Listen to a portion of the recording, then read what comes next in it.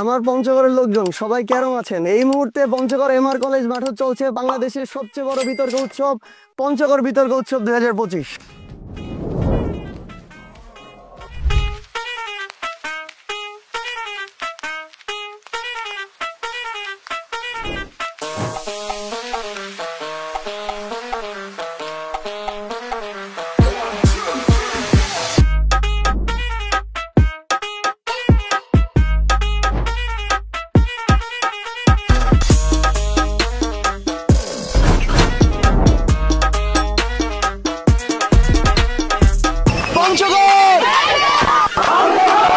আমি মনে হয় প্রায় 2-3 বছর পরে কোন একটা বিতর্ক টুর্নামেন্টে আসছি এন্ড এতগুলা টিম পার্টিসিপেট করতেছে এন্ড মাঠের মাঝে ওপেন ফিল্ডে হচ্ছে ডিবেট আয়োজিত হচ্ছে, এটা খুবই চমৎকার লাগতেছে। আমি ভেরি এক্সাইটেড ফাইনাল ডিবেট দেখার জন্য।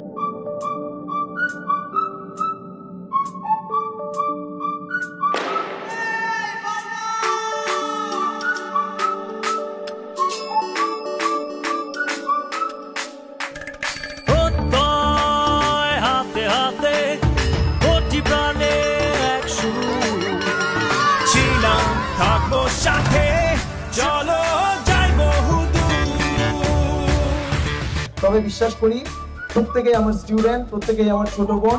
আটোয়ারি জিতলেও পঞ্চগড় জেতে, বোদা, দেবীগঞ্জ, তেতুলিয়া, পঞ্চগড় সদর জিতলেও পঞ্চগড় জেতে।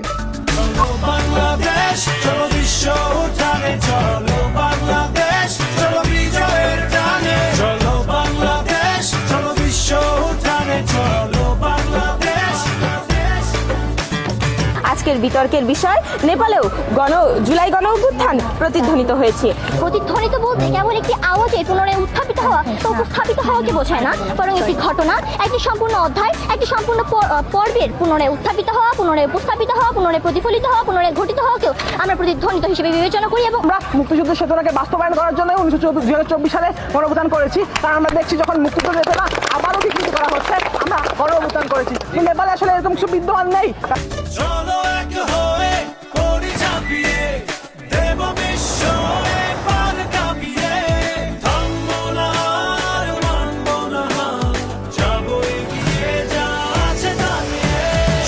আমি বিতর্ক অনেক আগে থেকেই শুরু করেছি, কিন্তু এত ভালো বিতর্ক প্রতিযোগিতা আমি আর কখনো দেখিনি।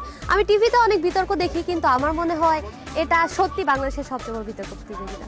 বাংলাদেশের প্রত্যন্ত একটি জেলা পঞ্চগড় শহর, সেখানে এতজন তার্কিক সারা দিনব্যাপী বিতর্কের মাধ্যমে তাদের মেধাকে উপস্থাপন করার একটা অন্যতম সুযোগ পাচ্ছে এই বিতর্ক উৎসবের মাধ্যমে।